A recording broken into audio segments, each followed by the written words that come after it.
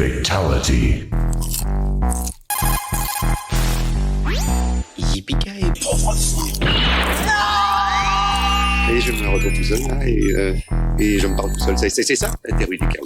Le Padawan a dit vrai. Si on peut plus le péter sous les étoiles sans faire tomber un martien, il va nous en arriver des pleines brouettes. Bonjour tout le monde, vous écoutez PVP, Popcorn vs Player, le podcast mensuel dédié au cinéma et aux jeux vidéo, et l'inverse aussi. Ce podcast est produit par le média Burn After Streaming et animé par moi-même, Jerem Sama, en compagnie d'Arcania et Maxi Kagemusha. Aujourd'hui, nous allons parler de Godzilla, puisque c'est dans l'actualité du moment, avec la sortie dans les salles du film Godzilla X Kong, le Nouvel Empire. Et nous reviendrons évidemment sur les différents films de la saga et comparerons le Godzilla hollywoodien au Godzilla japonais, tout en revenant sur l'évolution de ce dernier dans le cinéma nippon. Pour cela, nous avons invité le spécialiste du genre, Fabien Moreau, auteur entre autres du livre Kaiju, Envahisseurs et Apocalypse, l'âge d'or de la science-fiction japonaise. Salut Fabien, merci d'avoir accepté l'invitation. Est-ce que tu peux te présenter en quelques mots pour nos auditeurs et auditrices ? Bonsoir à tous. Merci de me recevoir. Ça me fait plaisir d'être avec vous. Donc moi je suis Fabien Moreau. Je suis l'auteur de 2 ouvrages dédiés à la science-fiction japonaise. Donc le petit premier, là, Ichironda Humanisme Monstre, qui est sorti en 2018 chez Rouge Profond. Et donc ensuite le gros bébé, Kaiju Envahisseurs et Apocalypse, l'âge d'or de la science-fiction japonaise, qui est sorti chez Aardvark Édition et qui parle de toute l'histoire de la science-fiction japonaise au cinéma de la fin des années 1940 jusqu'au début des années 80.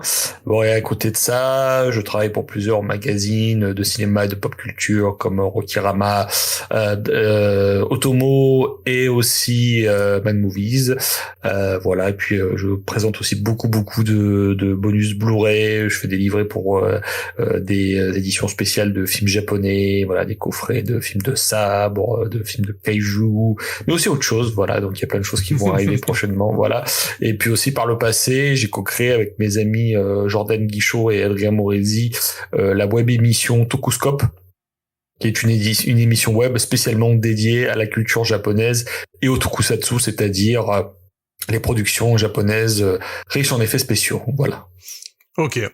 Alors du coup, j'imagine que tu as vu le dernier Godzilla, donc hollywoodien, Godzilla X Kong, le Nouvel Empire. Tout à fait. Qu'est-ce que t'en as pensé ? Est-ce que déjà t'as aimé le film et voilà, est-ce que tu peux nous faire une petite analyse rapide du film, de ce que toi t'as apprécié, ce que t'as moins aimé ? Est-ce que vous voyez où se trouve la ville de Montagnac ? À peu près.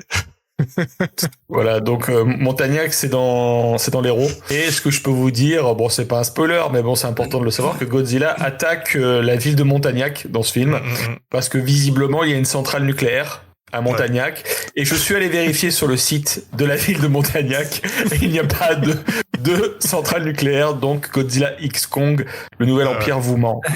C'est ça. Pas de bon clairement je suis pas fan du film, voire même pas du tout, parce que je trouve que pour un film Godzilla X Kong, on voit très peu de Godzilla. Oui. Godzilla, c'est plus une sorte de featuring de luxe dans un film King Kong, qui vraiment a pris le lead. Alors on reparlera peut-être de la saga du Monsterverse, mais clairement c'est plutôt une franchise maintenant tournée autour de King Kong, et je trouve que c'est un film qui malheureusement est faussement généreux, parce que c'est un film qui perd beaucoup de temps à montrer les créatures marcher, tenter de communiquer, plutôt que faire vraiment avancer le récit avec des scènes de combat, ou alors apporter de la mise en scène vraiment pertinente.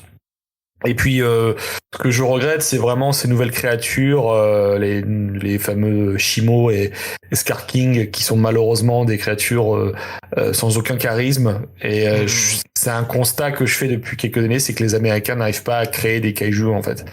C'est pas du tout leur spécialité. Ils arrivent à créer des animaux géants, mais à créer des créatures qu'on pourrait vraiment appeler des kaiju, c'est pas du tout leur spécialité, parce que ce que je reproche au film, c'est que ça peut plaire à un enfant, je pense que ça peut être aussi un film qui peut marcher quand on découvre ces personnages la première fois, Kong qui se balade dans dans la Terre creuse et Godzilla qui parcourt le monde pour se recharger façon Super Saiyan. Mais après, c'est pas assez beau à regarder, c'est pas assez généreux, c'est même pas assez bête en fait. Finalement, quand on y réfléchit, c'est plutôt radin finalement quand on réfléchit en combat de créatures. Non, c'est pas. De tous les films du Monsterverse, des 5, c'est clairement celui que je mets au plus bas de la pile. Ouais. Mais mais le film cartonne. Hein. Oui, le film cartonne. Alors moi je l'ai vu. Alors je serais peut-être un peu moins dur avec toi, c'est-à-dire que je trouve que bon, c'est un bon divertissement. Enfin, vraiment au sens premier du terme. Voilà, c'est sûr qu'après si tu commences à regarder les critères des kaiju et tout ça, moi aussi j'aime bien. Voilà, si on compare par exemple à Godzilla -1 que j'ai vu en janvier dernier, on est sur une autre planète. Voilà, il y a même pas match. Mais c'est vrai que bon, il y a des longueurs, effectivement, ils essayent de te raconter une histoire qui arrive pas trop à convaincre, ça essaye de mettre de l'émotion mais sans trop marcher. Comme tu dis, voilà, on passera à Montagnac qu'ils ont mis au sud-est ou ce genre de choses. Enfin, voilà. Mais ce qui est bien, c'est de savoir que si Godzilla existait vraiment, voilà, la France ce serait une sorte de station-service pour Godzilla, c'est bien, il peut s'arrêter avec toutes les stations nucléaires qu'on a, il peut s'arrêter, faire le plein, c'est bien quoi. Mais tu sais qu'il y a toute une histoire à faire, juste un sujet sur Godzilla et la France, hein. Mais je pourrais faire une rapide. Je pourrais faire une rapide parenthèse là-dessus tout à l'heure, il y a des choses à dire. Bah vas-y, hein, je te laisse la main sur ça. Bah en fait, historiquement, il y avait un film de Godzilla de 68 qui s'appelle Les Envahisseurs attaquent, où il y a un monstre qui s'appelle Gorosaurus qui détruit l'Arc de Triomphe. D'accord. Puis ensuite, dans le Godzilla de Roland Emmerich, donc de 98, qui est le premier Godzilla américain, c'est quand même les essais nucléaires de Mururoa qui ont créé Godzilla. Donc en gros, voilà, de le Pacifique, quoi. Donc en gros, le Godzilla de Roland Emmerich, c'est le Godzilla de Jacques Chirac, en fait. Et donc, qu'est-ce qui se passe, c'est que bon, ils envoient Jean Reno pour essayer d'intercepter la créature. Voilà. Dans Godzilla Final Wars de 2004, on a une scène où on a Kamakirus, qui est une montre religieuse géante qui attaque la défense.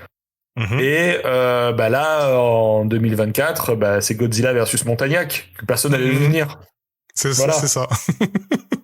Donc cet été, à mon avis, il va y avoir des pics de fréquentation de touristes américains à Montagnac. Ça va être un truc de fou, à mon avis. Hein. C'est possible. Montagnac, la ville détruite par Godzilla, quoi.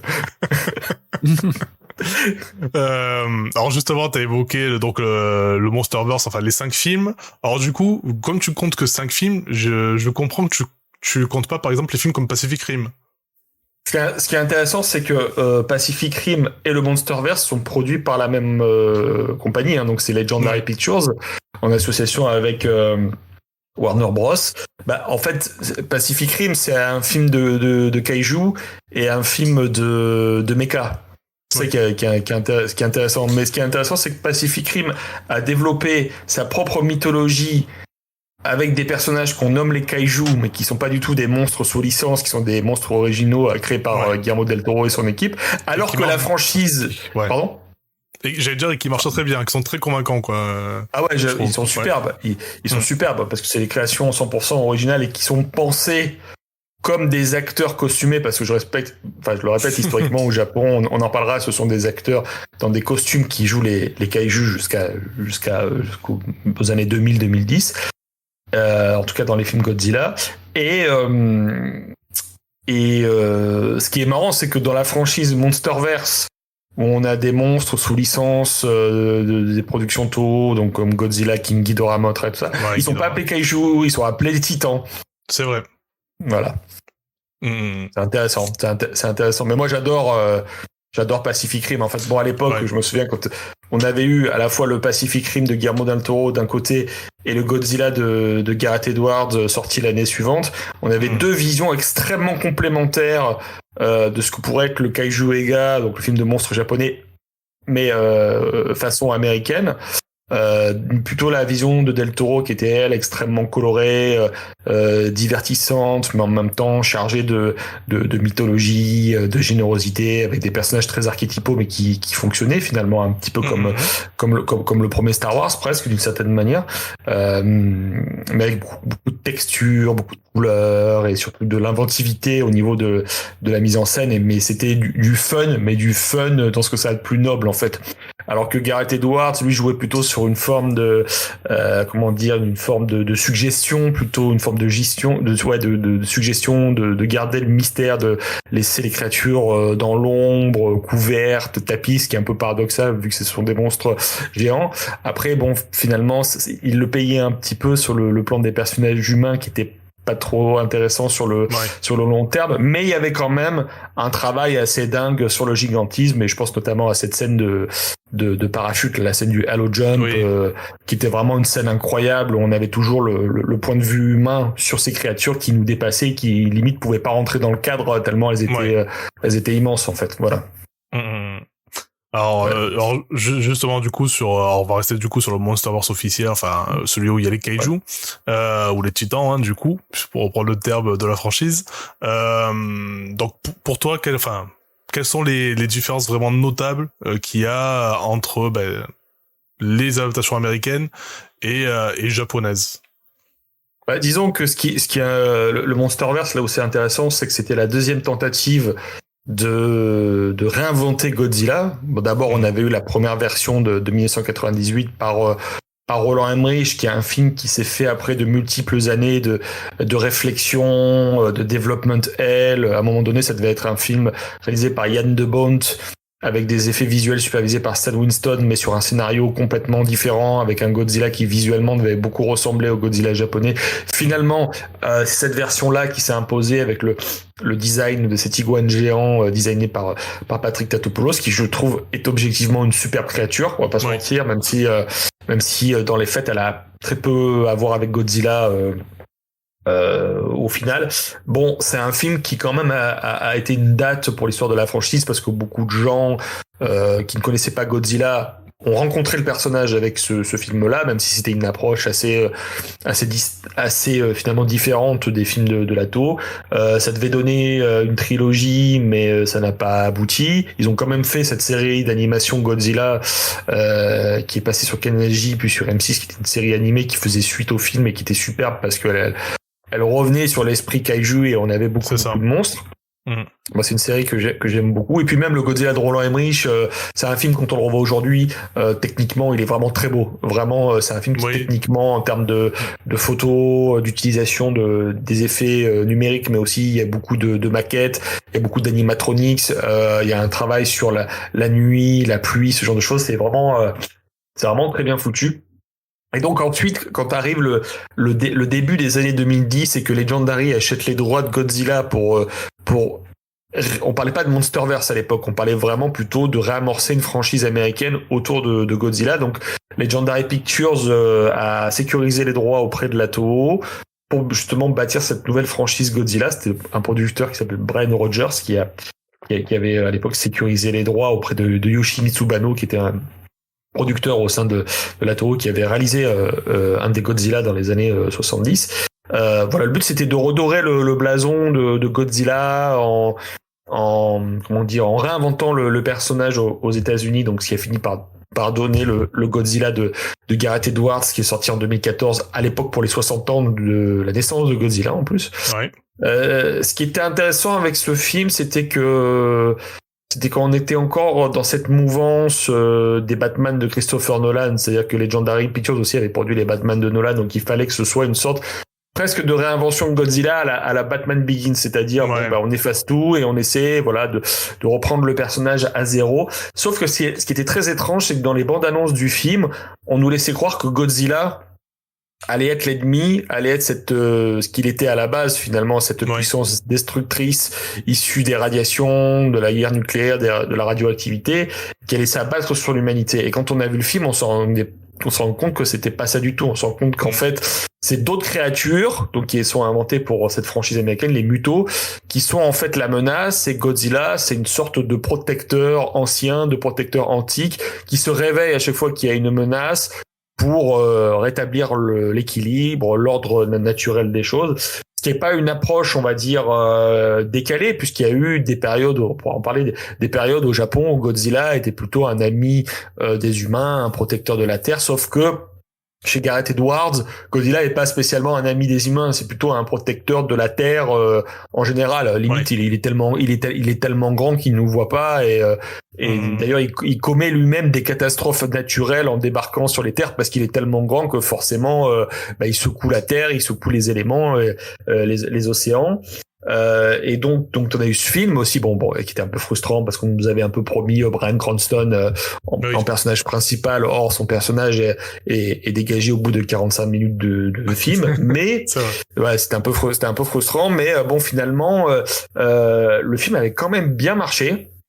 Qui avait fait un peu plus de 500 millions de dollars à l'époque, mais beaucoup de gens n'ont pas aimé finalement l'approche de Gareth Edwards, basée sur cette espèce de suggestion, de frustration permanente et qu'il fallait attendre quasiment le dernier quart d'heure du film pour voir le combat de Godzilla contre les mutos.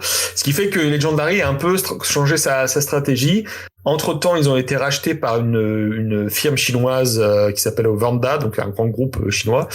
Et du coup, ils ont réussi, à force de tractation avec Universal et Warner Bros, bref, à avoir les droits de King Kong, ce qui fait que au lieu d'avoir la franchise Godzilla en bonne et due forme, sans doute une trilogie Godzilla, on a eu plutôt ce qu'on appelle ce Monsterverse, avec donc Kong Skull Island, sorti en 2017 et qui est un film que moi j'aime beaucoup. Une espèce de survival, de guerre avec des monstres et des soldats qui se font défoncer sur une île. C'est quand même un film assez hardcore et assez violent. Et autant le Godzilla de Gareth Edwards était plutôt dans des couleurs gris ou rouge, là on était sur du vert, du jaune, c'était très exotique et ça avait le mérite de faire pas de prisonniers quoi. C'est pas de prisonniers, les soldats pouvaient se faire tuer à tout moment. On revenait un petit peu vers cette rage qu'il y avait dans le premier Jurassic Park où le moindre élément pouvait être quelque chose de dangereux, la moindre feuille, le moindre arbre pourrait être un monstre tapis dans l'ombre. Et le Kong était vraiment le Kong était vraiment enragé dans cette version-là. Vraiment, en plus on revenait au King Kong sur deux pattes, le Kong bipède, ce qui n'était pas le cas chez Peter Jackson où c'était plutôt comme un vrai gorille. Moi, c'est un film que j'aime beaucoup, le Kong Skull Island. Ensuite, ils ont fait le fameux Godzilla 2 de Michael Dougherty, donc qui lui était un film qui justement se voulait plus proche des films japonais. D'ailleurs, sur ce film-là, ils avaient réussi à avoir 3 autres monstres sous licence de Toho, donc King Ghidorah, Mothra et Rodan. Là c'est un film encore une fois qui reprend certains éléments du premier, c'est-à-dire c'est encore une famille qui a perdu quelqu'un et ils vont essayer de se recomposer, etc.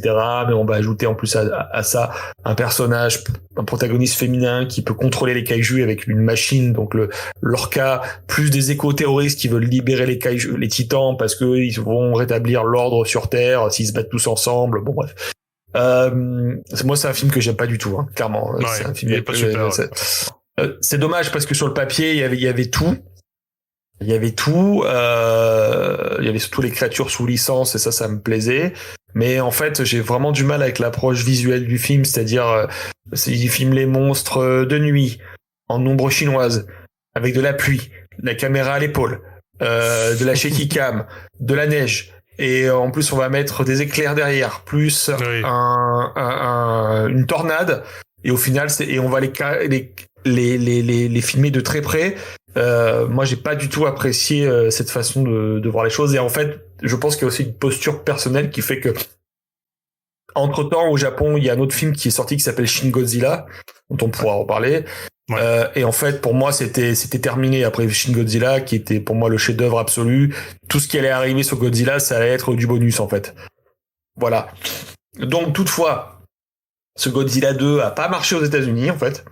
Ça a été vraiment une grosse contre-performance, mais ce qui est pour moi incompréhensible, dans la mesure où il y a tous les éléments qui devraient, entre guillemets, plaire à un grand public. En plus de ça, il y avait Millie Bobby Brown de Stranger Things, donc du coup, en fait, je me disais ça va cartonner.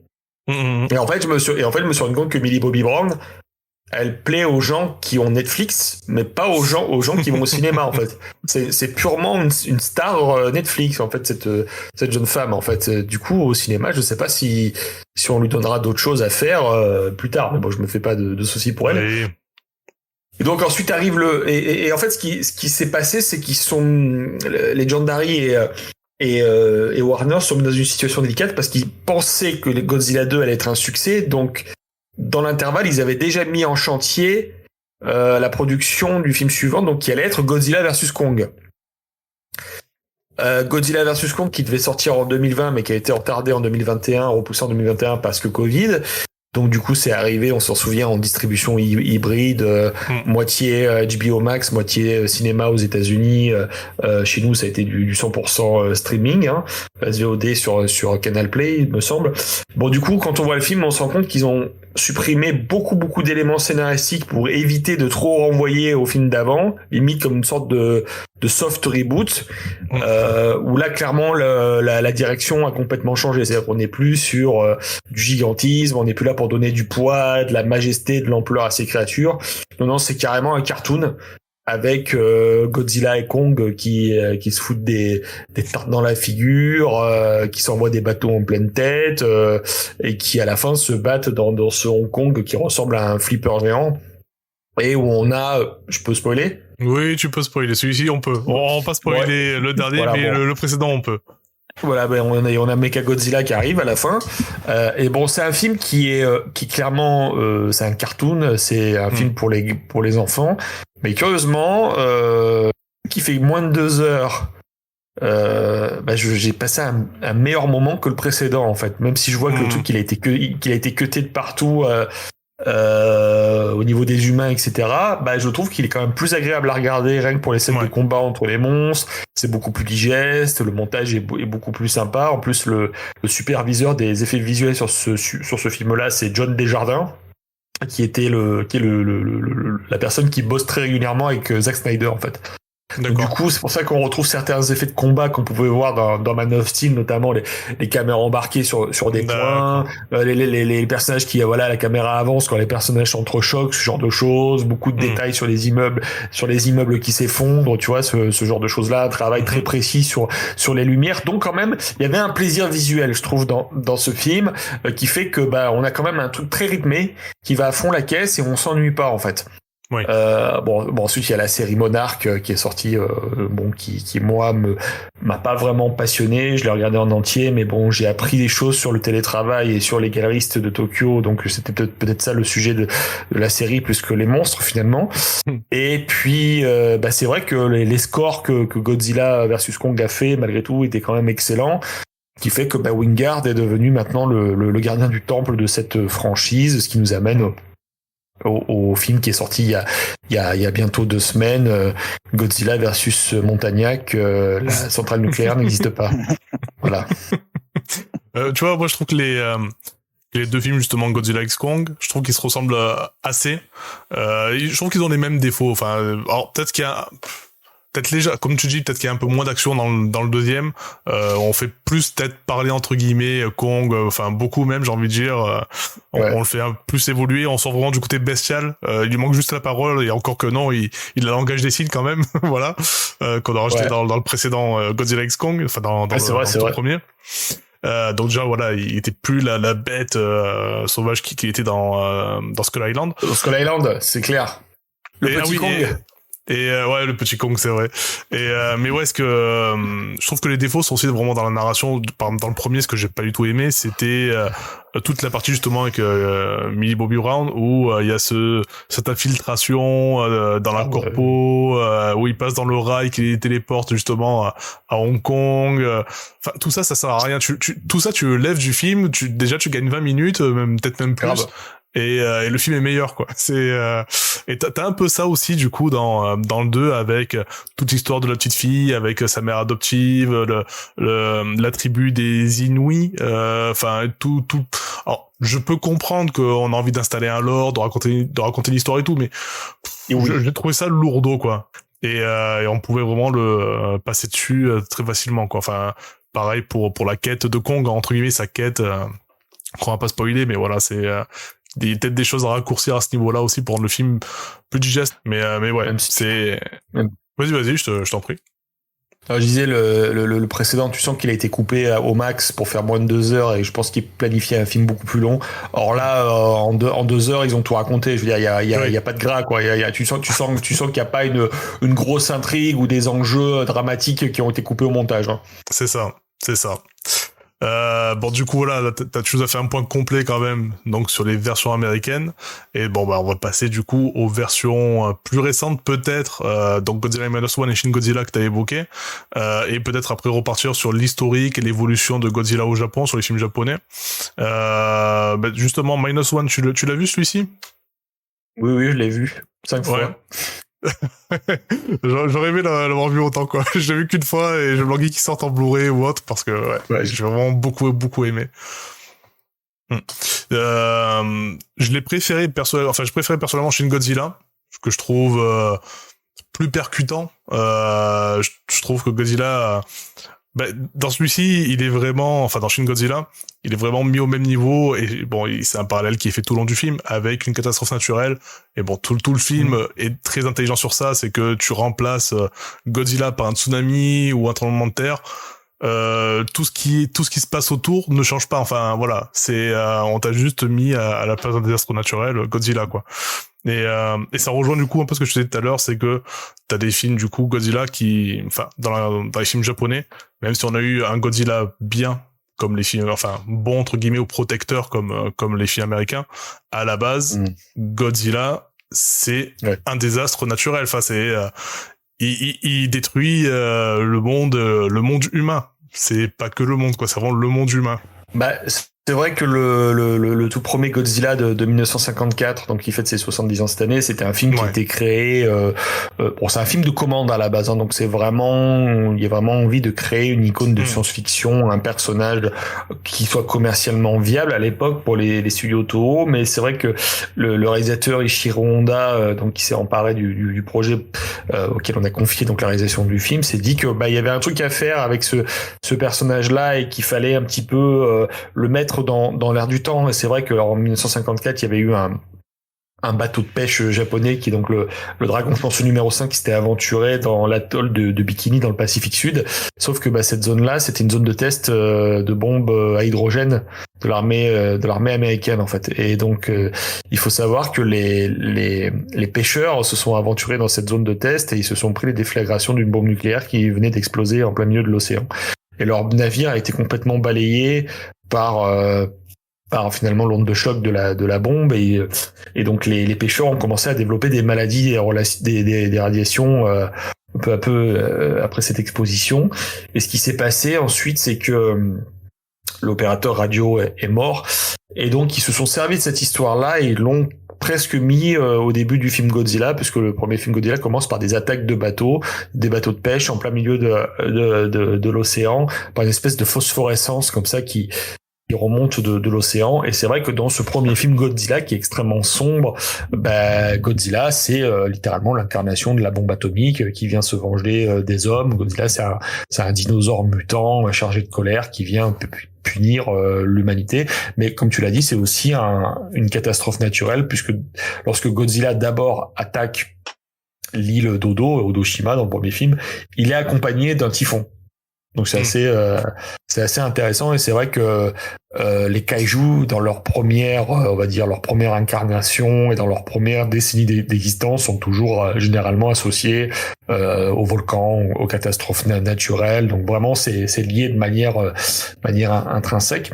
Et c'est vrai qu'après le premier Godzilla, donc il y aura une suite en 1955, le retour de Godzilla, qui sera aussi un très très gros succès parce que le premier film a vraiment été un gros carton.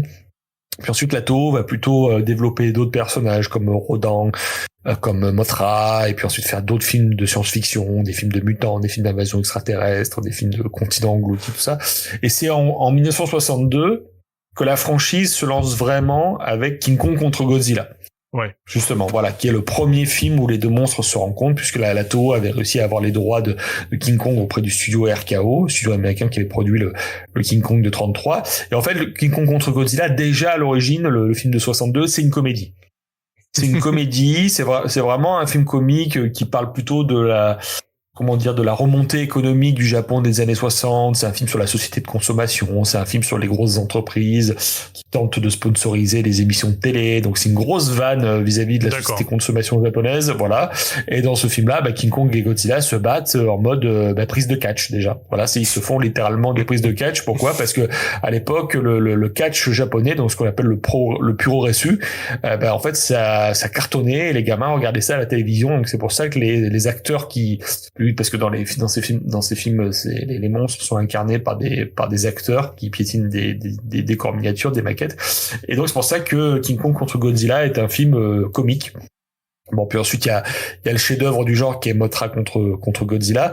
Et puis ensuite progressivement dans les années 60, Godzilla il passe du statut de créature destructrice à celui de héros. En fait, tout simplement parce que le Japon change, le nucléaire maintenant c'est plus une menace, au contraire, c'est on va dire la nouvelle forme d'énergie du futur. Les relations entre le Japon et le reste du monde se sont pacifiées, et donc du coup Godzilla doit un petit peu incarner ce nouvel état d'esprit. Donc Godzilla devient gentil et il devient l'ami des enfants, il devient l'ami du Japon, et son but désormais c'est d'affronter d'autres créatures plus dangereuses qui viendraient de l'espace, comme le fameux King Ghidorah, comme Hedorah, qui est le monstre de la pollution. Et le premier cycle de Godzilla, le premier cycle de film se termine en 1975, au bout de 15 films, donc l'ère Showa. Puis ensuite, il reprend en 1984 avec l'ère SCI, qui comptera 7 films. Donc ça commence avec le retour de Godzilla en 1984 et ça finit avec Godzilla versus Destroya en 1995, qui lui est un reboot en fait. C'est un reboot complet de la saga. Le seul film qui existe dans ce lore-là de l'ère d'origine, c'est le premier film. Voilà, ce sont des films qui font suite au Godzilla de 54 et entre les deux, il y a plus rien. Et en fait, dans cette ère SCI, cette deuxième ère, Godzilla redevient un méchant. Il redevient vraiment l'ennemi de l'humanité, et toutes les créatures qu'il va affronter sont soit des monstres créés par l'humanité comme Mechagodzilla justement pour l'empêcher de nuire, soit d'autres créatures qui sont encore plus dangereuses que lui et qui pourraient détruire le Japon. Ensuite, donc après cette ère-là, il y a le premier Godzilla de Roland Emmerich, et puis ensuite il y a la troisième ère, donc l'ère Millennium, qui commence avec Godzilla 2000 en 1999, et qui se termine avec Godzilla Final Wars. Et là, l'idée c'est autre chose. L'idée c'est que chaque film est un reboot de l'histoire. Chaque réalisateur va arriver et relancer l'histoire à sa sauce, sauf que généralement, encore une fois, il y a toujours le film de 1954 qui est vraiment canon. Ensuite, après Final Wars, donc on a le lancement de l'univers donc du Monsterverse aux États-Unis. Sauf que la Toho et Legendary vont conclure un accord, c'est que les deux sagas Godzilla peuvent cohabiter côté américain et côté japonais. Sauf il faut juste que les films à chaque fois ne sortent pas ensemble. En fait, il faut pas qu'il y ait de concurrence. Il faut toujours un laps de temps pour qu'il n'y ait pas de concurrence en fait. D'accord. Voilà. C'est pour ça que 2 ans après le Godzilla de Gareth Edwards, on a eu Shin Godzilla qui lui est le premier Godzilla de l'ère Reiwa, et donc au Japon on a eu quand même pas mal de choses côté Godzilla. On a eu Shin Godzilla, on a eu les 3 films d'animation en 3D de Polygon Pictures et de Toho Animation qui sont sortis au cinéma au Japon mais qui sont arrivés chez nous via Netflix. On a eu la série d'animation. Ouais, moi j'aime pas, mais. T'as pas aimé, moi j'ai bien aimé. Ah, j'aime pas du tout, mais après on a eu la série d'animation Godzilla Singular Point, et puis donc Minus One, voilà, qui est sorti en décembre, et qui, en fait, la logique de la Toho, c'est vraiment une exploitation commerciale sur tous les supports, quoi. C'est-à-dire film japonais, film américain, bande dessinée, comic books, jeux vidéo, mini-séries pour enfants, j'en passe des meilleurs. Et puis les jouets, bien sûr. Hein. Oui. Donc voilà. Voilà, mais c'est vrai que la franchise américaine se veut un peu le porte-étendard commercial de la franchise. Tant pis si on voit Godzilla 5 minutes dans Godzilla X Kong, le principal c'est que les jouets se vendent en fait. Oui. Voilà. Écoute, tu dois faire un point assez complet, c'est super. Est-ce que tu sais s'il y a d'autres films en préparation côté japonais ou américain là actuellement?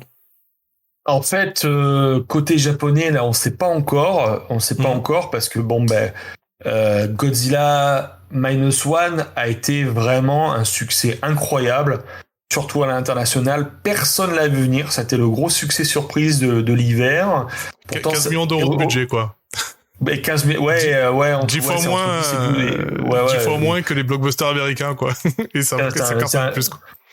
C'est un dixième d'un budget américain, c'est de la folie. Ça fait 100 millions de dollars de box-office à l'échelle mondiale, c'est énorme. Oscar des meilleurs effets visuels. C'est-à-dire que maintenant la Toho, ils peuvent rajouter un 0 au prix de leur licence en plus, donc c'est incroyable. Et c'est un film que les gens veulent revoir. C'est vraiment un film que les gens veulent revoir. C'est-à-dire, en gros, j'ai entendu des gens me dire, bon, dégagez le Godzilla X Kong, remettez Minus One au cinéma, c'est ce film-là que les gens veulent voir. Et c'est vrai que c'est un film assez passionnant parce qu'il remet l'histoire humaine au centre des enjeux en relocalisant l'histoire au lendemain de la Seconde Guerre mondiale, en faisant une petite entorse cette fois-ci puisque ça se passe avant 1954. Pour une fois, on se permet d'être avant l'année zéro de la naissance de la franchise, mais ça permet justement de renouveler un mythe. Moi, pour moi, c'est un film que j'adore, mais que je mets légèrement en dessous de Shin Godzilla, qui est vraiment pour moi le truc, peut-être pour moi mon préféré de toute la franchise. C'est le premier. Ah ouais, c'est de la dinguerie. C'est de la dinguerie. En plus, moi, tu me mets des caméras embarquées sur des photocopieuses et sur des écrans de portable, moi je deviens fou. Mais c'est vrai que Godzilla pour moi ne marche que s'il est vraiment ancré dans le contemporain. Ouais. Et c'est vrai que faire ce film-là, qui est une sorte de parabole sur ce qui s'est passé, la gestion de crise de Fukushima, mais en mettant Godzilla, comme tu l'as dit tout à l'heure, à la place du tsunami ou de l'explosion de la centrale nucléaire, le mythe il marche. Le mythe il marche, et puis il y avait cette idée, vu que c'est un film d'Hideaki Anno et Shinji Higuchi, on sent le Evangelion, la touche Evangelion à mort. Je veux dire, les 20 dernières minutes, c'est un remake de l'épisode 6 d'Evangelion, avec la fameuse opération Yashiori, enfin Yashima qui met opération Yashiori. On entend même la musique d'Evangelion à un moment donné dans le film, mais c'est un authentique le le Decisive Battle, mais c'est Shin Godzilla c'est un authentique chef-d'œuvre, ça va pas se mentir. Même les gens qui connaissent pas la franchise, ils ont vu le film, ils disent putain, c'est quoi ce truc, quoi. Ça dit des choses, parce que finalement à travers cette histoire de gestion politique, ils ont presque atteint quelque chose d'universel, en fait. Ouais. C'est-à-dire que maintenant, en plus avec la gestion Covid, on a tous vu les failles de nos gouvernements, aussi bien dans notre pays que dans les pays voisins ou internationaux. Donc c'est quelque chose qui atteint vraiment l'universel. Alors que Minus One, on revient sur l'histoire spécifique d'un pays. C'est un film qui donne plus à débattre finalement sur la véracité historique, sur le rôle des Japonais dans la guerre, voilà, donc ça alimente d'autres débats. Mais je vais pas mentir un truc sur Minus One, le design de Godzilla dans ce film-là, je le trouve incroyable. Ouais. Je le trouve incroyable. Et en fait, finalement, avec ces deux films, Shin Godzilla et Godzilla Minus One, on a deux visions de cinéastes complètement différentes, complètement complémentaires, mais qui forment pour moi, je trouve, l'alpha et l'oméga du personnage. On va dire, c'est deux versions complémentaires qui sont complètement opposées en termes de rythme, en termes de mise en scène et en termes d'intention, de note d'intention, mais les deux sont complètement complémentaires, et c'est deux films excellents. Même si Shin Godzilla pour moi c'est vraiment ça aurait pu être le point final de tout l'univers Godzilla, en fait. C'est vrai. Voilà, toc. Voilà. Plus ce qui était frustrant ce qui était frustrant pour Minus One, c'est qu'à la base il a été dans quelques salles en France pendant un week-end. Comme les gens ont un peu gueulé, ils l'ont distribué une semaine ou deux de mémoire. Le 17 janvier, voilà, c'est ça. Mais pareil, c'était quand même distribué de manière un peu plus large, mais bon, ça reste pas assez, quoi, pour un film de cette qualité, quoi. En fait, le distributeur, j'ai fait une interview du distributeur, donc Piece of Magic, sur le site Rockerama.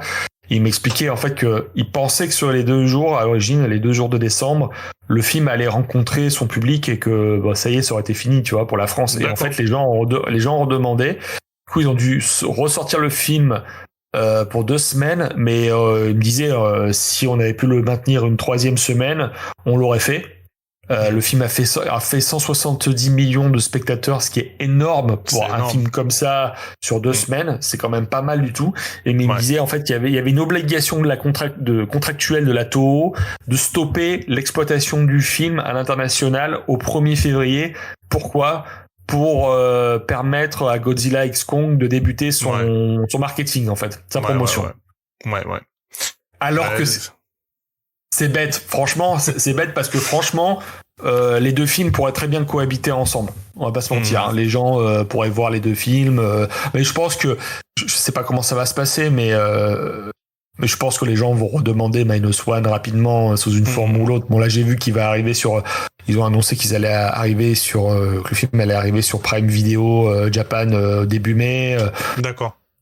J'espère que d'ici l'an prochain, on aura droit à une petite sortie Blu-ray dans les pays occidentaux. Ouais, ce serait pas mal, on mérite. Ouais, voilà. Complètement. On veut voir les bons films, quoi.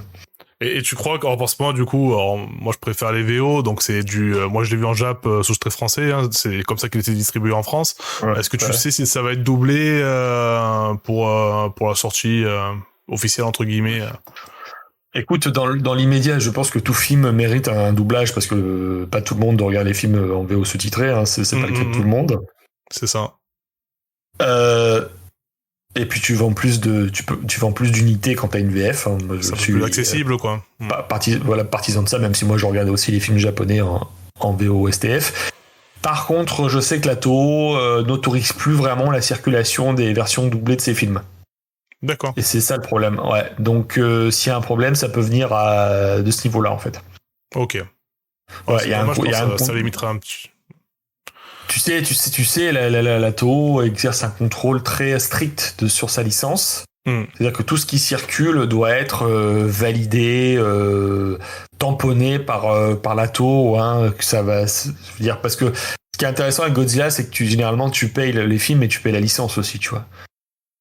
C'est pour ça que dans les films américains, tu vois très peu de kaiju japonais finalement, parce que si tu dois en mettre un, tu dois repasser à la caisse pour payer tel ou tel personnage en fait.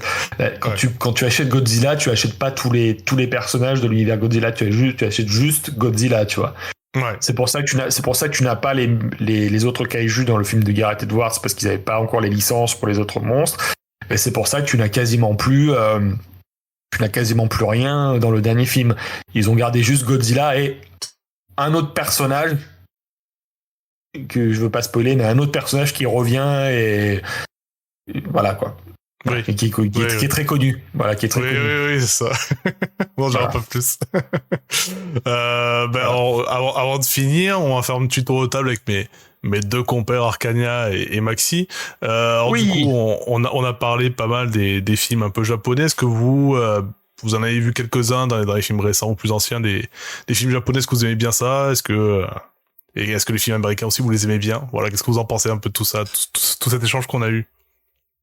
Arcania, je te laisse la parole à toi. Ouais, écoute, c'était passionnant ce que disait Fabien. Franchement, j'ai bu ses paroles et franchement, j'ai appris plein de choses aussi. Et je vais acheter son livre, ça c'est clair. C'est adorable. Voilà. Donc ça, c'est direct. Et le livre sur les kaiju, ce sera à la suite aussi, parce que j'adore les kaiju aussi. Et pourtant, je suis pas connaisseur, tu vois, mais franchement, c'est pareil. C'est ce genre de film de monster ou qui en parlent et qui nous font découvrir cet univers, j'adore. Alors pour les films Godzilla, moi je connais surtout les films japonais. J'ai vraiment du mal avec les films américains. Pour moi, ils sont malheureusement, ça fait pas partie de leur culture, quoi. Enfin, c'est tellement ancré dans la culture japonaise, les Godzilla, c'est tellement que eux, ils en font des blockbusters. Comme ils disaient, c'est Disneyland, quoi. Les Godzilla qui nous montrent.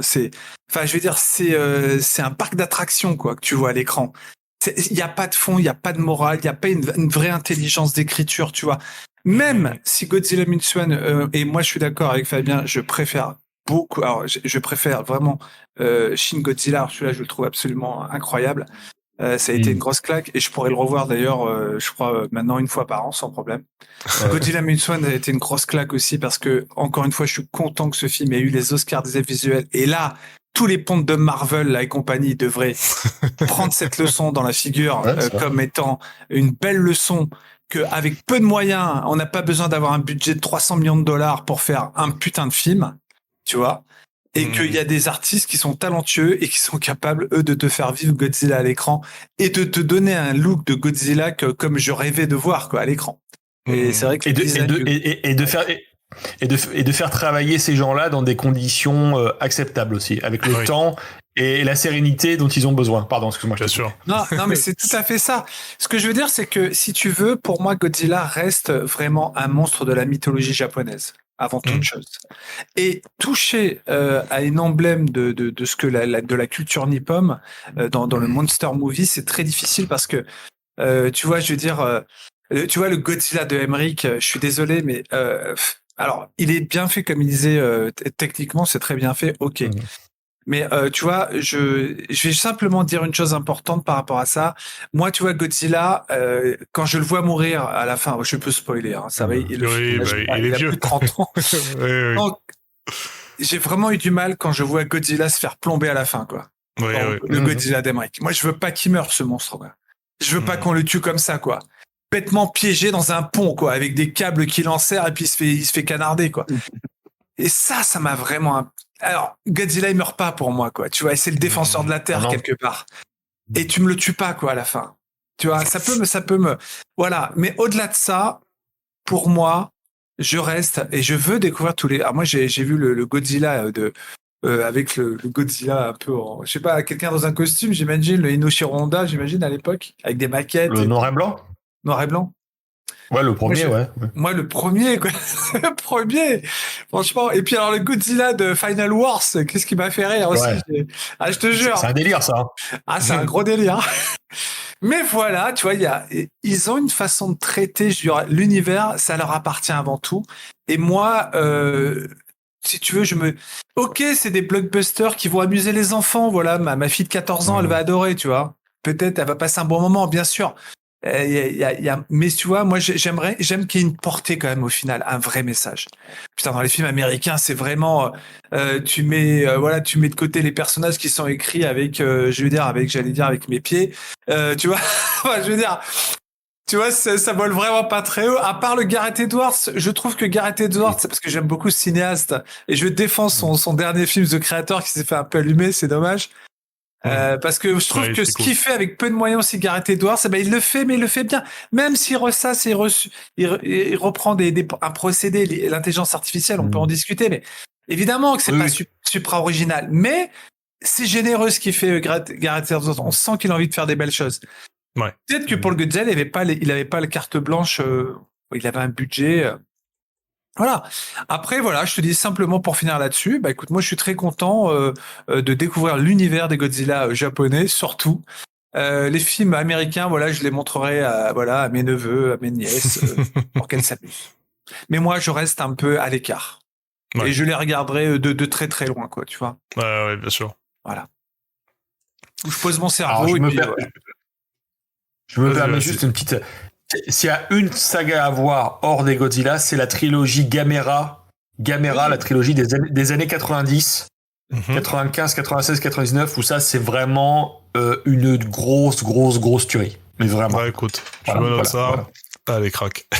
Mais tu vois, ce que tu disais, c'est intéressant par rapport aux films américains, c'est que dans les films Godzilla, les Américains sont incapables de se responsabiliser vis-à-vis de la bombe atomique. C'est surtout ça le truc, puisque dans le film de Roland Emmerich, c'est les Français qui créent Godzilla et c'est les Américains, leurs missiles, qui tuent Godzilla. Et dans le Godzilla du Monsterverse, on nous dit qu'en fait les Américains bombardaient Godzilla dans les années 50, parce qu'il existait déjà. Donc en fait, ils se donnent toujours le bon rôle. Donc en fait, c'est toujours politique, mais dans leur sens à eux, en fait. Bien sûr. Une toute dernière chose, Jérémy, si tu me permets, vas-y. pour Fabien. Tu sais, Fabien, vous vous rappelez de Cloverfield? Le premier Cloverfield de Matt Reeves. J'adore ce film. Alors, le look, le design du monstre et ce qui se passe à la fin, parce que finalement, il est plus puissant que tout. J'adore le principe de ce film. Bien sûr. C'est génial. Et là, je trouvais que c'était audacieux en termes de fan footage de faire un film comme ça. Le premier plan, quand t'as la tête qui déboule devant les gens. La là. liberté, là. Ah ouais, non mais. J'adore le monstre, il est incroyable, il défonce tout, quoi. Bah, mais quand ça part de la fête, ils sont tous sur le toit et d'un coup tu vois tout qui pète dans la ville et tout. Enfin, et ça part de là et ça s'arrête plus, quoi, jusqu'à la fin. Et ça s'arrête plus. Et le film est hyper nihiliste. Il n'y a pas d'échappatoire. C'est tout ce que j'aime, quoi, tu vois. C'est exactement ça. Ça dure 1h15. 1h15. Et là, il t'en met. Voilà. Bah, chef-d'œuvre. Je suis content, t'as aimé Cloverfield aussi, alors. J'adore. Bah écoutez, alors juste peut-être on va pas oublier Maxi. Toi Maxi, voilà, allez rapidement, qu'est-ce que t'aimes bien, enfin est-ce que t'aimes bien toi les films de Kaiju, les films Godzilla? Alors Godzilla, je me rappelle du premier en noir et blanc là avec le Godzilla, comme Fabien disait, donc le costume avec les maquettes, tu vois qu'il écrase la ville, etc. Et après, effectivement, il y a toujours en fait, c'est un mythe. Alors, la genèse de Godzilla, est-ce que c'est parce que il me semble que dans le Japon après-guerre, ils ont été quand même traumatisés par Hiroshima et Nagasaki, en fait. Ouais, en fait, il y avait cet aspect-là, mais en fait, vu que c'est un film qui s'est fait en urgence, c'est parce que le producteur du film, en fait, il devait faire un autre film qui était un film de guerre qui a été annulé, mais qui devait quand même livrer un autre film pour la fin d'année 54.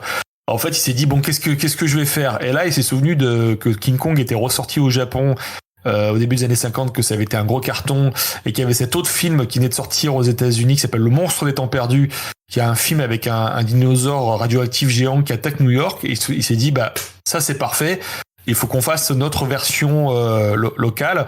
Et effectivement, comme je vous disais tout à l'heure, ce qui a un peu amorcé l'écriture du scénario, c'est cette attaque. En fait, c'est ce navire de pêche Dragon Chanceux numéro 5 qui s'est aventuré dans l'atoll de Bikini et qui d'un coup s'est pris une bombe nucléaire en plein milieu de l'océan. Et en fait, cet incident-là a provoqué des vagues de solidarité et d'indignation au Japon, ce qui fait ça a relancé la peur du nucléaire au Japon à cette époque-là, et Godzilla est né de ça. D'ailleurs, vu que c'était un bateau de pêche, les gens avaient peur à l'époque de manger des poissons, peur d'être contaminés. Voilà. Ouais. Et il y a un truc très subtil là-dessus, et très bien géré dans Minus One, parce qu'il y a un truc avec les poissons dans Minus One qui est très très bien indiqué, qui est une belle référence à cette histoire-là, quoi. Donc du coup, voilà. Donc en fait, ils ont pris un concept de monstres très opportunistes, mais qu'ils ont intrinsèquement liés aussi à leur culture, parce que même Godzilla, c'est aussi un petit peu lié plus ou moins aux yokai, parce que dans les yokai, ces monstres de la ruralité japonaise, il y a des créatures maritimes, il y a notamment le Bakekujira, qui est une baleine géante squelette. Donc du coup, il y a cette idée que la mer surgit, la mer prend, la mer tue, et la mer aussi donne, parce que la mer, elle nourrit, donne des poissons, tout ça, mais cette idée d'être englouti par une créature géante, par une espèce de vague géante.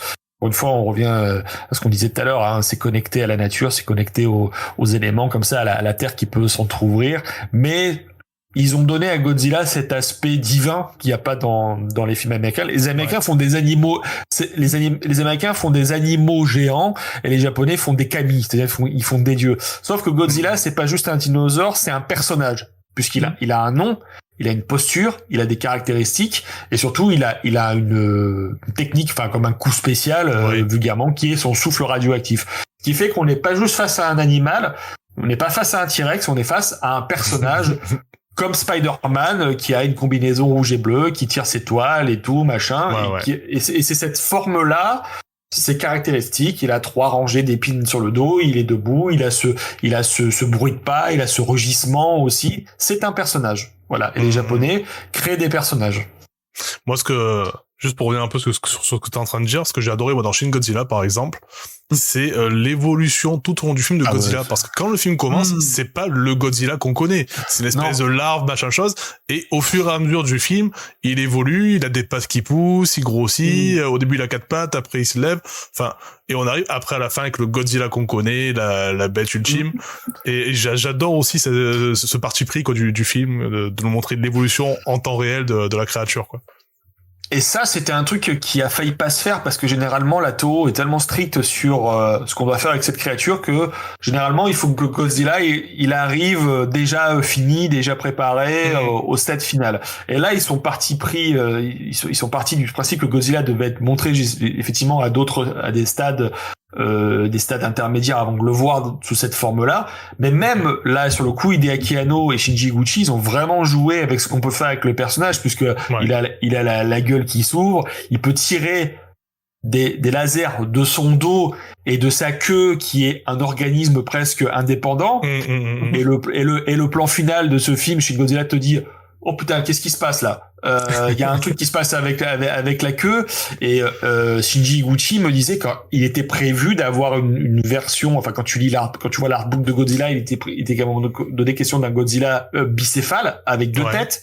Il était question d'un Godzilla capable de voler. En fait, c'est une créature qui devait continuer encore son évolution. Mais le studio a dit non, allez pas trop loin. Faites en sorte que on le reconnaisse et qu'il garde cette forme-là. Sauf qu'ils ont fait une sorte de Godzilla cancer, en fait. Ouais.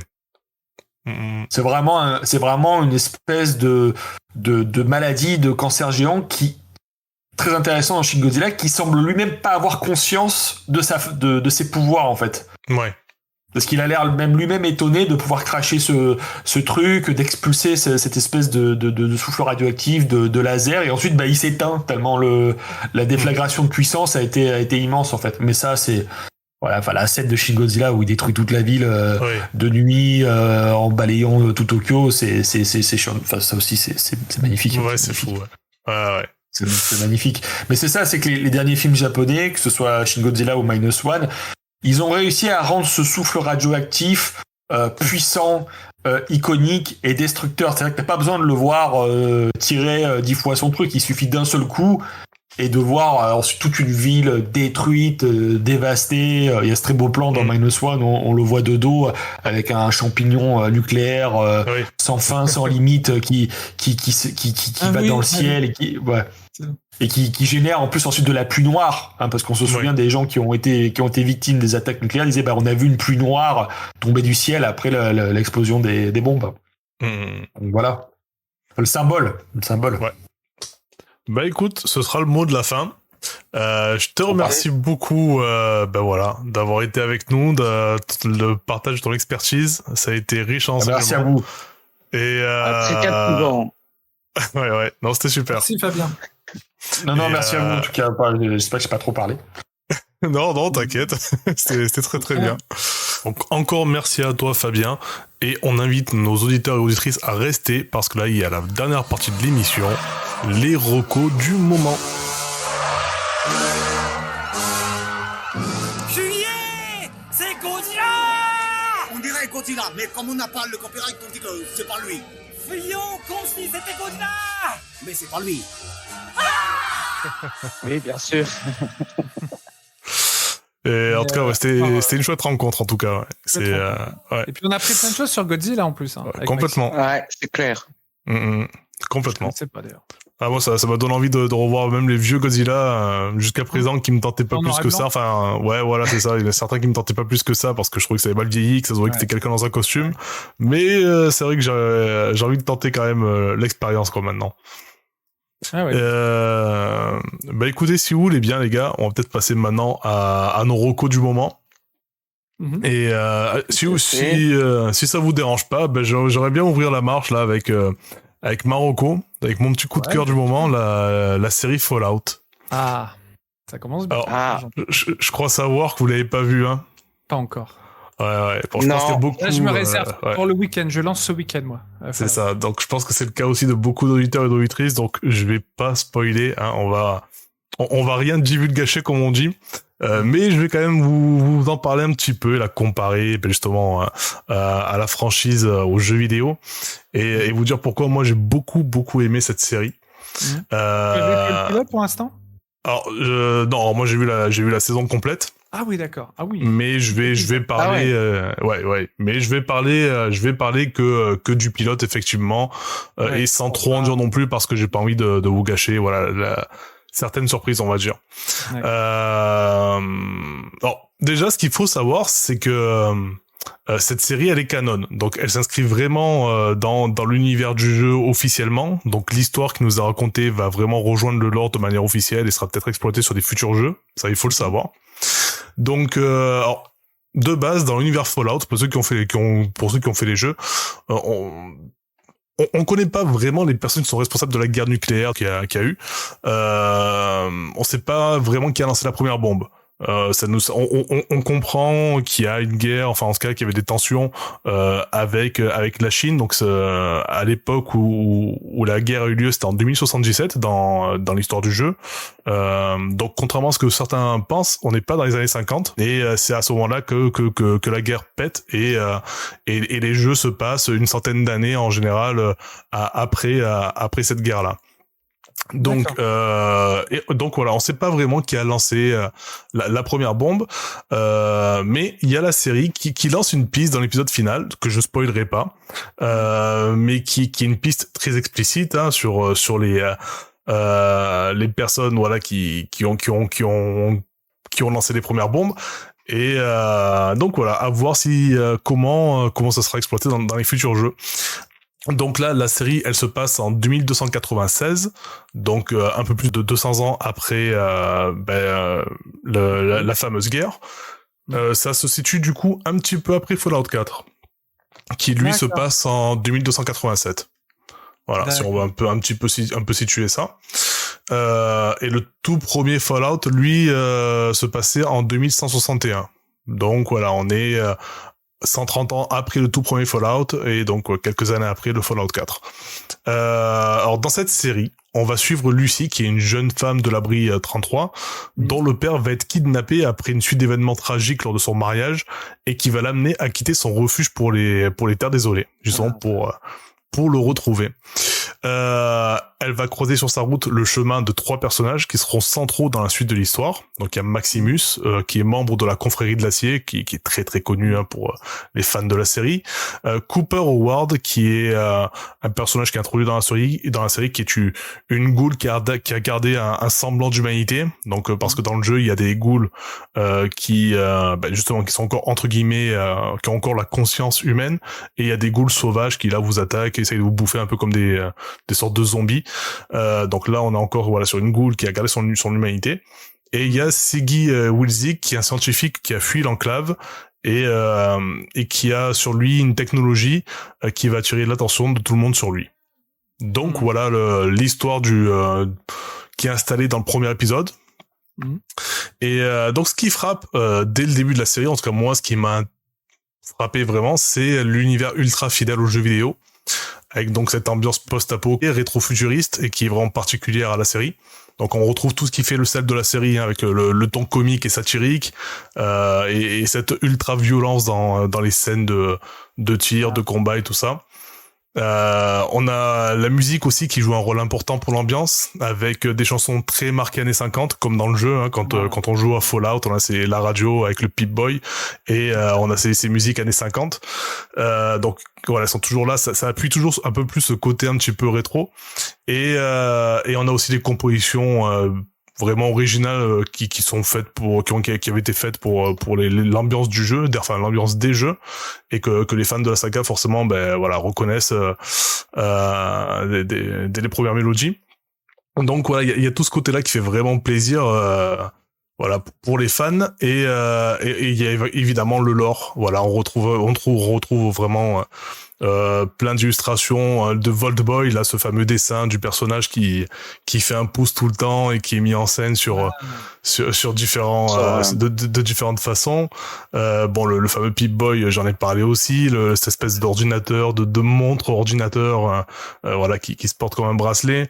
On a plein d'ennemis qu'on retrouve, les rats de cafard, les Yogwai, qui sont des sortes d'ours irradiés, plein de décors plein de décors comme le Super Duper Mart, les abris qui sont ultra fidèles aussi, il y a aussi les laboratoires. Enfin ça m'a rappelé plein de missions que j'avais faites dans les jeux précédents.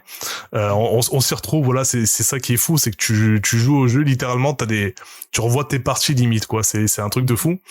Et t'as aussi les objets, voilà, le Nuka-Cola, les armes, les Steam Packs, il y a plein de choses qui tu reconnais dès le premier coup d'œil. Et après, bon, j'ai un petit peu évoqué des factions comme la confrérie de l'acier, l'enclave et bien d'autres.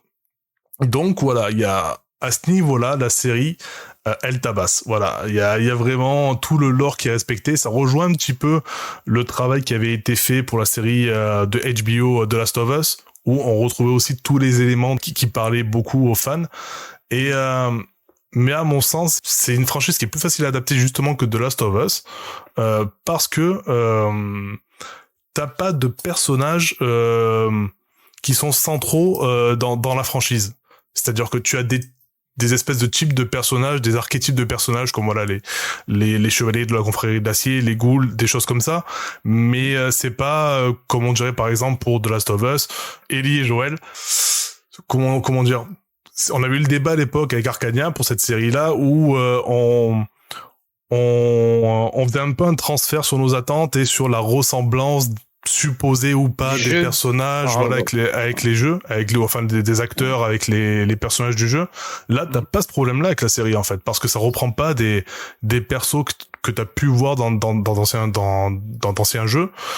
Donc en fait tout t'as vraiment l'impression de voir un épisode, un nouveau jeu, une nouvelle histoire du jeu, avec des nouveaux personnages, mais voilà, c'est tu te prêtes de suite justement au jeu, tu rentres dedans et voilà, c'est tu prends l'histoire comme elle vient. Bon après voilà, c'est derrière l'histoire est très bien, en tout cas elle est bien racontée, je trouve, jusqu'à la fin, voilà, ça il y a des révélations jusqu'à la fin, donc c'est cool, et il y a une saison 2 qui est prévue, il faut le savoir. Ouais. Donc voilà, moi c'est vraiment une chouette série, grosse reco, gros coup de cœur. Et déjà pour les fans parce qu'ils seront pas déçus, et même pour les gens qui sont pas fans mais qui aiment bien la SF, qui aiment bien le post-apo, il faut foncer parce que il y a vraiment voilà un bon casting globalement, même si j'ai voilà allez, un petit bémol sur l'acteur qui interprète Maximus. Je sais pas si c'est son interprétation qui est moyenne ou si c'est le personnage qui est un peu niais du coup et qui m'a moins convaincu. Voilà, je sais pas si c'est le personnage ou si c'est le comédien qui est fautif. Mais bon, voilà, mis à part lui, je trouve que globalement on s'en sort très bien.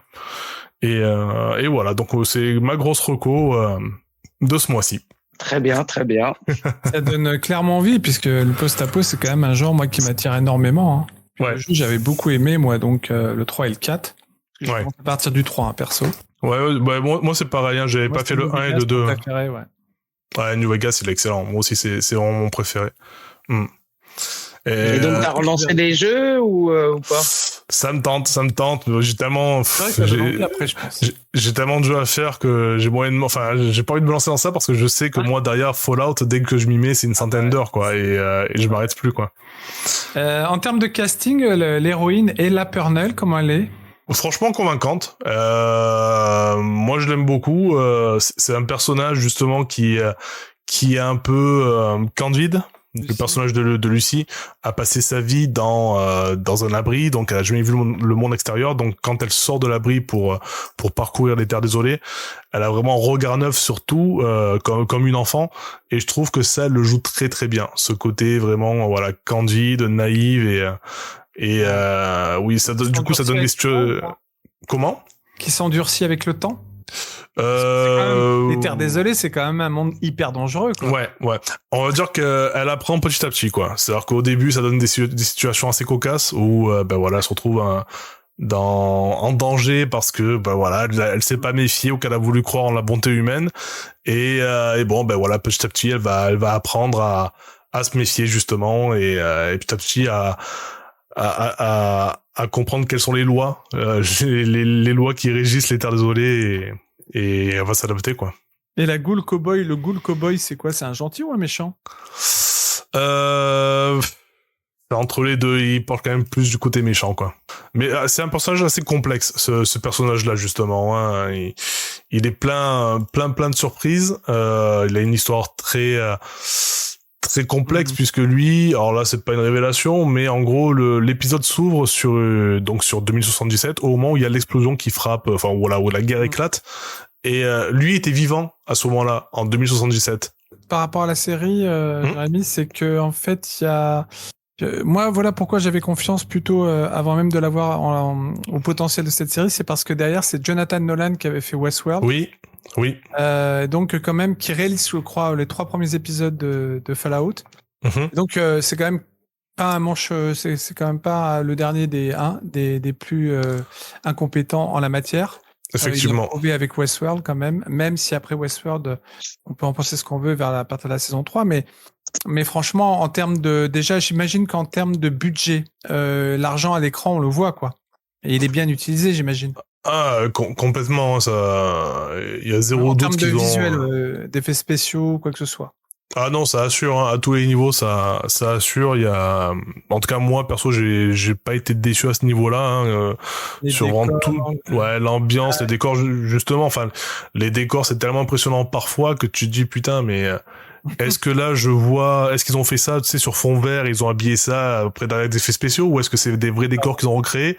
Tu te poses la question, tellement c'est bien fait, et tu dis que si c'est des décors qu'ils ont recréés. Ah, c'est malade, quoi, ce qu'ils ont refait, du coup, hein. T'as vraiment des villages complets qui sont recréés. T'as le village de Philly, je crois, c'est l'épisode 2, qui ressemble beaucoup à, ça va peut-être parler aux gens qui nous écoutent et qui ont joué au jeu, mais à Megatown, qui était, la ville, l'espèce de village ou la petite ville dans Fallout 3, où t'avais, une ogive nucléaire au centre du village, et que t'avais une mission annexe où tu pouvais faire péter l'ogive nucléaire. Et c'était un délire, d'ailleurs, cette mission. Et c'est une séquence très culte, hein, de la saga, très connue des fans. Et mais ouais, non, vraiment, t'es sur des décors et une ambiance qui a vraiment été, c'est bluffant, quoi. Effectivement, tu vois qu'il y a les gros moyens qui ont été mis. Et d'ailleurs, tu parlais de Jonathan Nolan, mais il y a aussi, du coup, Todd Howard qui fait partie qui est un des producteurs de la série, qui est aussi dans le projet, quoi, et qui a participé, voilà, de manière plus qu'active, quoi, au projet. D'ailleurs, pour ceux et celles qui nous écoutent toujours, hein, s'ils n'ont pas eu l'info, il faut savoir que du fait que là qu'il y a eu cette série qui est sortie, et du coup un petit engouement, il y a c'est même pas une mise à jour, c'est une espèce de remise à niveau de Fallout 4 pour la PS5. Et qui est gratuite. Donc avec je crois que c'est je sais plus s'il y a du 60 FPS dans l'histoire ou pas, peut-être, ça je suis plus sûr. Le jeu est gratuit. Mais et oui, c'est gratos, et t'installes le jeu sur, tu mets le CD dans ta PS5. La mise à niveau est gratuite. Ouais, la mise à niveau, ouais, voilà. Si t'as il faut avoir le jeu d'origine. Mais si t'as le jeu d'origine, voilà, tu peux l'installer sur ta PS5. Xbox Series X, moi. Ah, ouais. Alors sur le Game Pass, c'est des gratuits, donc t'auras la mise à jour gratuite. Et c'est le 25 avril, donc 4K et 60 FPS. C'est ça. Donc, si vous voulez, on peut passer au sujet suivant. Si y en a un de vous deux qui veut parler de sa reco du moment. Moi, je laisse la parole à... Oui, moi, j'ai enchaîné, hein, vu que on parle de jeux vidéo. Donc, ma reco, c'est Dragon's Dogma 2. C'est un jeu qui va ravir l'intervenant, hein, qu'on a reçu tout à l'heure, hein, vu que ça parle de dragon. Hein, donc, même si, c'était Godzilla, mais c'est pas très... Ça se rapproche un petit peu. Donc Dragon's Dogma 2, c'est la suite d'un jeu qui était sorti il y a 12 ans, il me semble. Donc qui avait, en fait, au moment où il était sorti, il me semble 6 mois avant ou après Skyrim. Donc il avait été à l'époque totalement un peu passé un peu à la trappe en raison de Skyrim. Bon, avec le temps, Dragon's Dogma, moi, j'ai pas eu l'occasion de jouer au premier, a reçu, un bon avis, hein, il me semble. Je sais pas si vous y avez déjà joué, mais alors moi, j'étais passé à l'époque à côté, justement, comme tu le dis, hein, moi, j'étais Team Skyrim, donc voilà. Mais c'était un jeu qui est dans ma liste, mais que j'ai jamais eu l'occasion de faire. Et justement, là, je voulais me faire Dragon's Dogma 2 cette année, mais je voulais pas le faire sans avoir fait le premier avant. Et du coup, je m'étais installé il y a quelques semaines Dragon's Dogma Dark Horizon sur PS4. Oui, c'est qui est la version du 1, mais avec les DLC et pas mal de choses en plus. Et franchement, très cool, très très cool. Je trouve que le jeu passe encore actuellement. Bon, on sent que c'est un petit peu laté, parce que ça reste un jeu PS3 à la base, hein. Enfin PS3 360. C'est ça. Cette génération-là. Mais en vrai, en tout cas moi sur PS4, ça passait bien. Et vraiment, j'ai pris beaucoup de plaisir. Je suis pas allé au bout du jeu, hein. Je pense que je le finirai plus tard. Mais en tout cas, ouais, c'est j'ai beaucoup aimé, ouais. Bah donc, si tu as aimé le premier, bah, le 2 est tout à fait pour toi, hein, parce que c'est exactement le même type de jeu. Hein, parce que bon, apparemment, ça convient pas à tous les joueurs, hein, parce qu'il y a un sentiment quand même de liberté. Tu es un peu livré à toi-même. Hein, c'est un open world, un action RPG open world, mais quand on te donne, par exemple, des objectifs, bah, on te dit il faut que tu ailles là. Bah, à toi de trouver le lieu où il faut aller, hein. Donc on te laisse une certaine liberté. Ça peut ne pas convenir à tout type de joueurs, hein, qui ont l'habitude d'avoir les cartes par la main, avec, quoi. Voilà. Donc là, c'est vraiment la liberté. Effectivement. Tu voyages surtout à pied. Bon, il y a quand même de temps en temps, tu peux avoir. Ils ont introduit des chariots, etc. Mais bon, tu voyages surtout à pied. Et donc, bon, ce qui fait le plus du jeu, c'est que tu peux passer 2 fois sur un chemin et ne pas avoir rencontré les mêmes ennemis, etc. Donc, c'est toujours intéressant. Toi, il y a toujours quelque chose qui se passe. Mais effectivement, tu passes beaucoup de temps à te balader à pied. Bah, c'est une découverte. Hein, le monde est assez vaste. Ensuite, ce qui est super intéressant, c'est les pions. Donc, les pions, c'est un système où tu peux te faire accompagner. Enfin, tu te fais accompagner dans ton aventure par d'autres PNJ, donc qui sont gérés par l'IA, hein, du jeu. Ouais. Mais c'est des pions, ils interagissent entre eux, ils t'aident, ils peuvent te donner des indications sur des lieux, ils peuvent te donner en fonction des pions que tu as choisis, parce qu'effectivement, comme dans tout action RPG, il y a des différentes classes, hein, tu as les chevaliers, les barbares, etc. Et en fonction des pions qui te suivent, ils te donnent des indications sur l'ennemi que tu as en face. Ils interagissent également avec toi, c'est-à-dire que ils peuvent attaquer les ennemis. Si tu as un magicien, lui il va s'occuper de faire des sorts. Un guérisseur, il va plutôt guérir les intervenants, etc. Donc c'est hyper intéressant. C'est pas figé comme jeu. Techniquement, alors là, il y a des moments, il y a des baisses de framerate. Il est assez beau quand même, mais il y a des moments au niveau d'image, surtout quand tu arrives dans certaines villes. Tu sens que la console, elle a un peu de mal à suivre. Ouais. Mais c'est une super aventure. Bon, pour le moment, je suis qu'à 20 heures de jeu. Donc, si j'ai bien compris, j'ai même pas fait un 5e du jeu. Donc, je pense qu'il va m'occuper encore très longtemps parce que j'ai pas forcément beaucoup de temps pour jouer. Mais c'est une super surprise.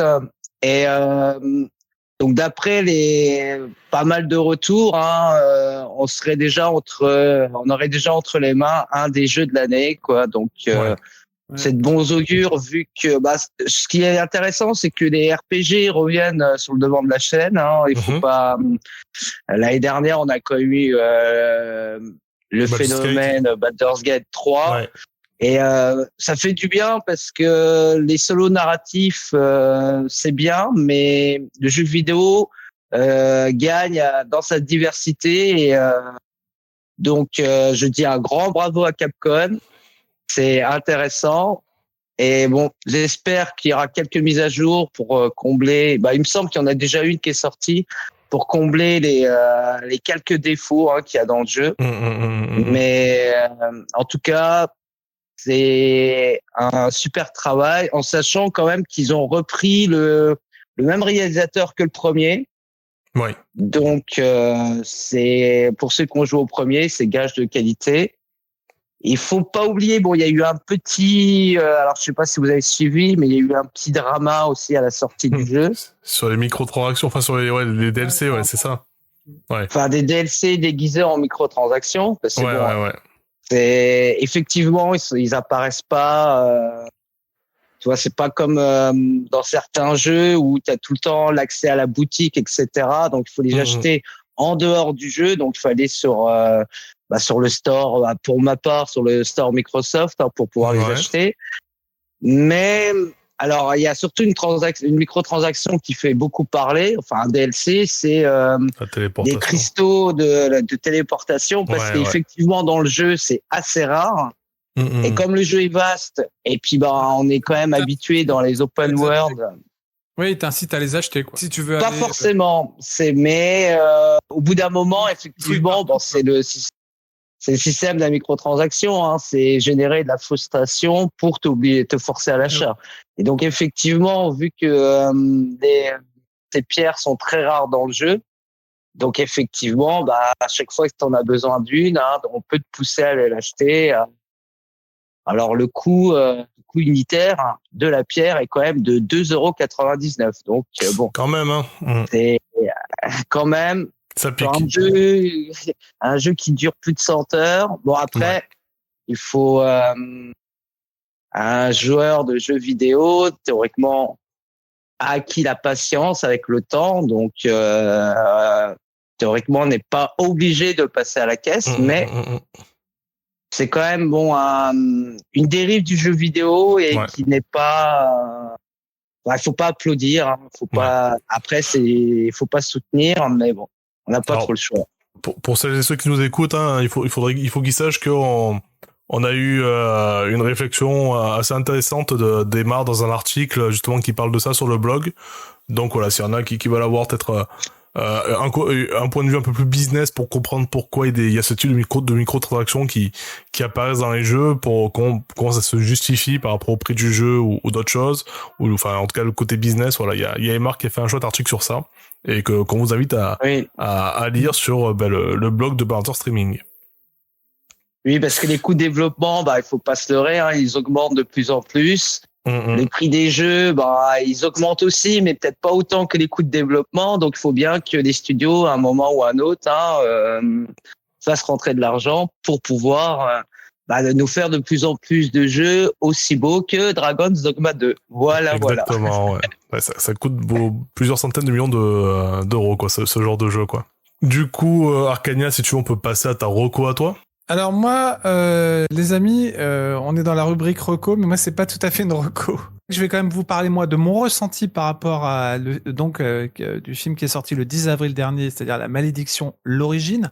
Donc vous doutez bien que ce film raconte donc l'histoire, en fait la préquelle, vous savez, du film La Malédiction de 76, film de Richard Donner qui est absolument un bijou, hein, pour moi quasi je dirais qui frôle le chef-d'œuvre, quoi. On n'en est pas loin.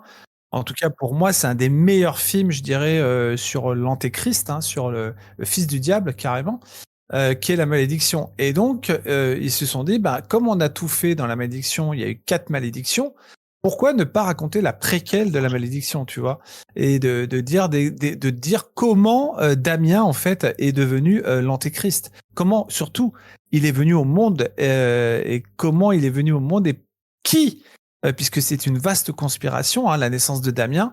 Alors, c'est pas un spoil, hein, parce que vous le savez déjà dès le film La Malédiction.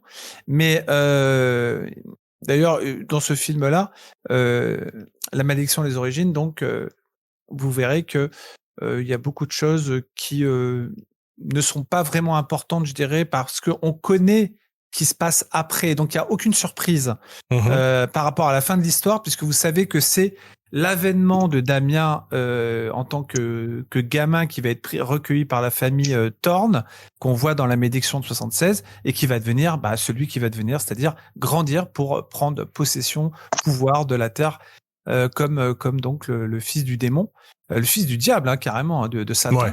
En fait, ça se passe en 71. Donc, Margaret, une jeune américaine, donc, est envoyée à Rome pour entrer au service de l'Église en tant que dans un couvent, hein, en tant que nonne. Elle se retrouve confrontée donc à des forces obscures qui l'amènent à remettre en question sa propre foi, évidemment, à lever le voile sur une terrifiante conspiration, évidemment, qui entend donner naissance, vous en doutez bien, à l'incarnation du mal, en la personne de Damien. Alors, le film, si vous voulez, en fait, messieurs, il est bien réalisé. On peut dire qu'il y a quand même une belle photo. qui a un soin quand même apporté à la mise en scène. Donc ça, c'est pas à jeter. C'est vraiment l'aspect technique que je retiendrai, surtout dans le film. Mais pour moi, un film, c'est avant tout un bon scénario. Et le problème, c'est que le film a vraiment un problème de rythme. Et dans son, c'est un film censé raconter, je dirais, la genèse en fait de l'avènement de l'Antéchrist à sa naissance, donc.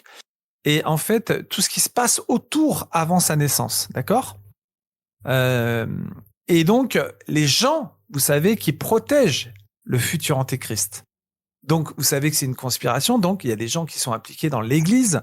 Vous avez donc comme je l'ai dit, une conspiration en fait qui protège Damien, l'avènement de l'Antéchrist pour amener donc sa puissance sur Terre, gérée, enfin surveillée par Satan lui-même. Mais ce que je veux dire, c'est que là où le bas blesse dans ce film, en tout cas, c'est que le film commence très tard. Je dirais que ça démarre au bout de 45 minutes. Faut attendre pour qu'il se passe quand même des événements importants, je dirais, des scènes horrifiques.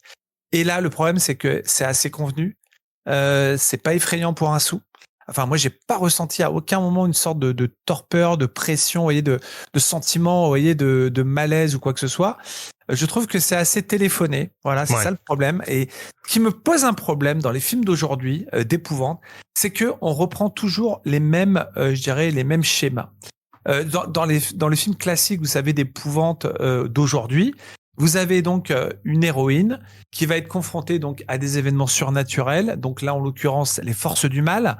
Et donc, comment on va vous amener vraiment, je dirais, un sentiment de peur à travers, je dirais, l'incarnation à venir de l'Antéchrist et des gens qui donc font tout pour protéger, parce qu'il y a déjà des gens de l'Église qui voient la prochaine naissance du mal, donc ils essaient aussi d'intervenir. Donc, ils vont se faire tuer, évidemment. C'est pas un spoil, les amis, vous en doutez bien, puisque c'est l'histoire avant la malédiction. Oui.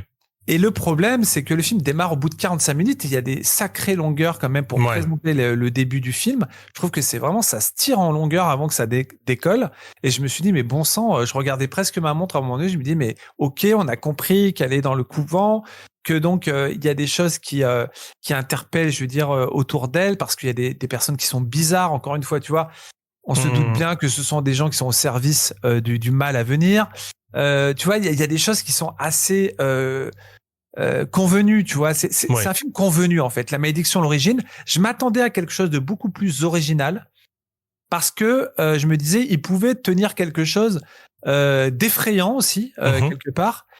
Et en fait, il passe à côté, je dirais. Alors, il y a quelques scènes effrayantes qui sont bien réalisées, je dirais, en termes de, mais le problème, c'est qu'elles sont, comment dire, c'est des jumpscares, en fait, souvent. Les jumpscares, moi, je n'aime pas ça. Ah, c'est de la fainéantise, quoi. C'est la paresse. C'est de la paresse.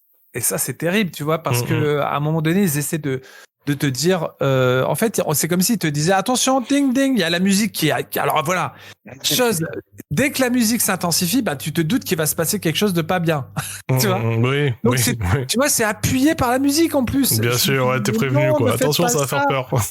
Attention. J'ai pensé à vous deux, je me suis dit, mais ils vont dire, mais je pense que vous pensez comme moi.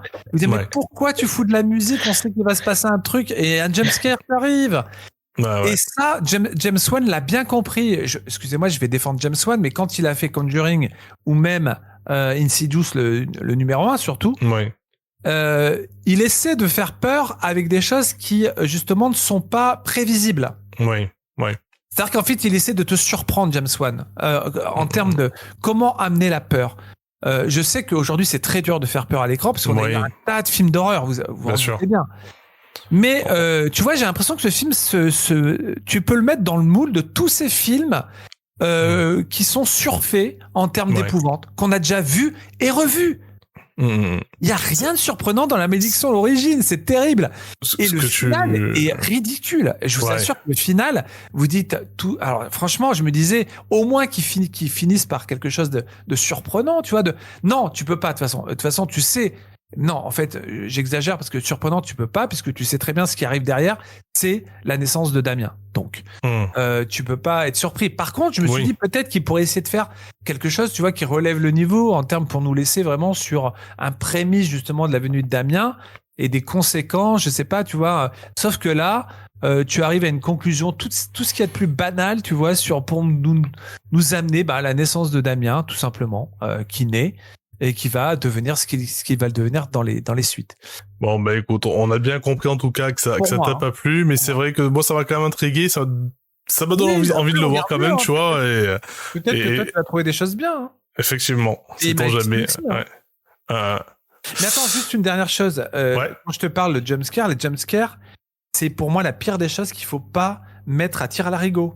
Là, je suis d'accord avec toi. Parce qu'au bout de 45 minutes, comme le film il est lent à s'installer, quand ça décolle, on te met des jumpscares éventés avec des visions. Par exemple, je te dis, il y a des visions sataniques, oniriques. Et ça, tu vois, je l'ai déjà vu dans Rosemary Baby, quoi, tu vois. Ouais. En mieux, quoi. Oui. En tout cas, moi, ça m'a intrigué, donc je pense que je lui donnerai sa chance. Et Maxi? Oui, les films d'horreur, enfin, tu m'as parlé de Damien, c'est les films que ma mère me faisait regarder quand j'étais petit, parce que ma mère était fan de films d'horreur. Et donc, oui, je vais peut-être lui donner une chance, comme Jérémy. Hein, donc, après, il faut trouver le temps d'aller au cinéma. Il dure longtemps? Il dure combien de temps? 1h39, 1h30. Ah, ça se regarde vite, ça. D'accord. Ah, ça se regarde vite, surtout que si 45 minutes, il n'y a rien. Ça peut être long quand même. Mais bon. À la base, je devais vous parler, bien sûr, j'avais choisi de vous parler du problème à 3 corps, parce que là, c'est vrai. Ouais, tu devais parler de ça initialement, c'est vrai. Mais je préfère que vous découvriez l'article que je vais faire. Ouais. Donc cette semaine, parce que il me reste un épisode à voir, le dernier. Et j'ai été moi assez quand même emballé quand même par l'histoire et par ce qu'elle raconte. Donc je vous en parlerai dans mon article, mais vous verrez que je vais aller voir aussi le prochain article. Je parlerai sans doute de Civil War parce que c'est un réalisateur il a l'air excellent, lui. Ouais. Alex Garland, donc son nouveau film Civil War est sorti aujourd'hui, les amis. Dommage, j'ai pas eu le temps d'aller le voir parce que j'aurais bien, alors à la place de Civil War, j'aurais bien mis plutôt que La Malédiction l'origine. Mais bon, oui, c'est sûr. Pas grave. Il fallait parler de l'actu, donc j'ai parlé de ce film qui est sorti le 10 avril. Civil War, ce sera sans doute. Soit je vous en reparlerai, ça c'est sûr, soit j'en ferai un article dessus si vraiment j'ai kiffé. Voilà. À voir si le prochain PVP est pas sur Civil War d'ailleurs. Hein. On verra d'ici là, on aura le temps d'en reparler, mais pourquoi pas? C'est un film que je comptais voir, donc.